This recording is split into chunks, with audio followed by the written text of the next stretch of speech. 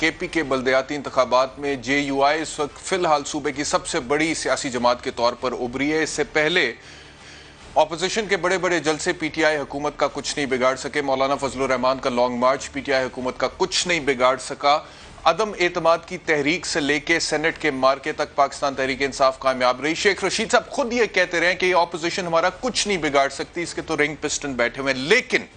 ملکی تاریخ میں یہ جو بدترین مہنگائی ہوئی تھی، اس کے نتیجے میں پاکستان تحریک انصاف کو بلدیاتی انتخابات میں فی الحال شکست کا سامنا ہوا ہے۔ جتنی جگہوں پر الیکشنز ہوئے ہیں، پاکستان تحریک انصاف کا قلعہ سمجھے جانے والا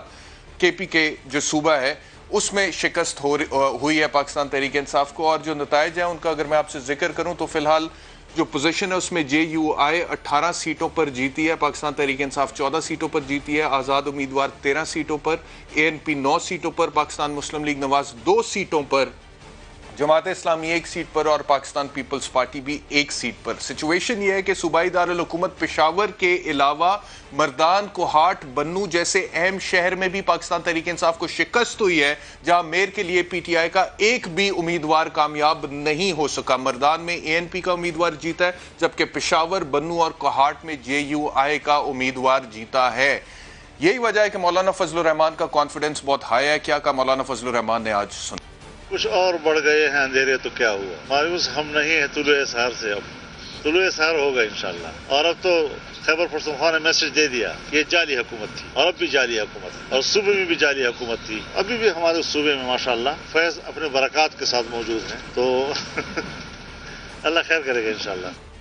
تو مولانا فضل الرحمان یہ کہہ رہے ہیں کہ جعلی حکومت تھی اور اگلے الیکشنز میں ان کو لگتا ہے کہ وہ جیتیں گے۔ یہ اس کے باوجود ہے کہ مولانا فضل الرحمان کا اپنا ریکارڈ کوئی اتنا خاص نہیں ہے۔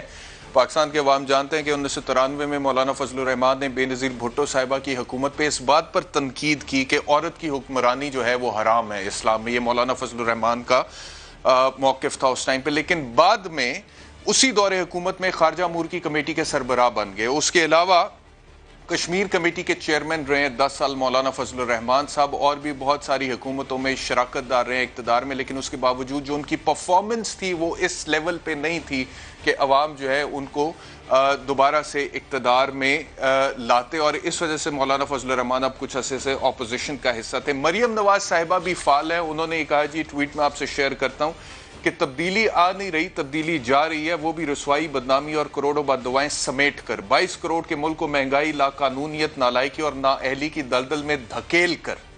ہر شعبے میں بدترین اور تاریخی ناکامی کے انمٹ داغ اپنے ماتھے پر سجا کر وہ جا رہی ہے تبدیلی، یہ اپوزیشن کہہ رہی ہے۔ اور میں آپ کو یہ بھی بتاتا چلوں کہ پاکستان تحریک انصاف کی طرف سے ان کی جو رہنما ہیں، انہوں نے بہت سارے ٹیکٹکس استعمال کرنے کی کوشش کی کہ بلدیاتی انتخابات میں کسی طرح ہم جیت جائیں۔ علی امین گنڈا پور صاحب نے تو یہاں تک دھمکی بھی دے دی تھی کہ اگر شکست ہوئی تو پھر فنڈز جو ہیں وہ نہیں ملیں گے۔ کیا کہا تھا علی امین گنڈا پور صاحب؟ بلدیاتی منشی فیصل امین خان گنڈا پور بولے حکومت تحریک انصاف دی ہے، میرے پھر آدھے جگہ ووٹ بننا بھی ہے، کچھ اگر غلطی نہ جیت ہی گئے ہینا کو کام نہ چھوڑ دے، فنڈ نہ چھوڑ دے، اے بلدیال تو دفتر میں بڑھ گیا نا میرے مجھے۔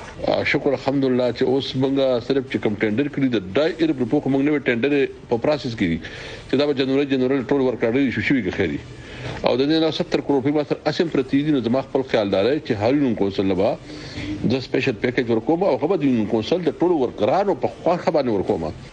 تو یہ علی امین گنڈا پور صاحب اور اسد کیسر صاحب کی مبینہ آڈیو فنڈز کے حوالے سے اس کی ٹرانسلیشن بھی آپ دیکھ رہے تھے، لیکن اس کے باوجود نتائج کوئی اچھے نہیں آئے ہیں۔ یہ اس کے باوجود ہے کہ عمران خان صاحب نے خود پشاور کا دورہ کیا تھا 2 ہفتے پہلے انتخابات سے، اور کیا کہا تھا انہوں نے وہاں پر جلسے میں؟ اپنے سارے ایم پیز کو اور منسٹرز کو اور چیف منسٹر صاحب آپ کو بھی یہ کہنا چاہتا ہوں کہ اپنی یہ جو ہمارا احساس ہے یہ بڑا امپورٹنٹ ہے پروگرام، کیونکہ اس وقت جس طرح لوگوں کے اوپر بوجھ پڑا ہوا ہے مہنگائی کا، تو آپ یہ ساروں کو آرڈر چیف منسٹر صاحب آپ سب کو کہیں، ایم پیز منسٹرز کے اپنے حلقوں میں جائیں اور یہ لوگوں کو کہیں رجسٹر کریں اس کے اوپر۔ آپ کو یاد ہوگا 2018 میں جب پاکستان تحریک انصاف دوسری بار کے پی کے سے جیتی تھی عام انتخابات، تو عمران خان صاحب نے یہ کہا تھا کہ یہ ہماری پرفارمنس اور کارکردگی کی وجہ سے ہے کہ ہم دوبارہ الیکشنز جیتے ہیں، ہم نے کیونکہ کارکردگی دکھائی تھی، اس وجہ سے تاریخ میں پہلی دفعہ ہوا ہے کہ کے پی کے عوام نے ایک ہی پارٹی کو دوسری دفعہ ووٹ دے کر اقتدار میں لے کر آئے ہیں۔ کیا کہا تھا عمران خان صاحب نے تب؟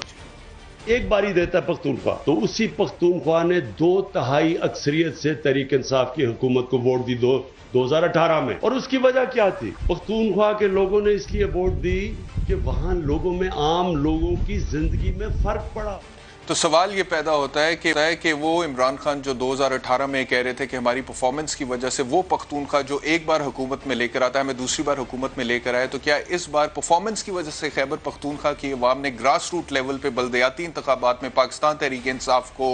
मुस्तरद कर दिया?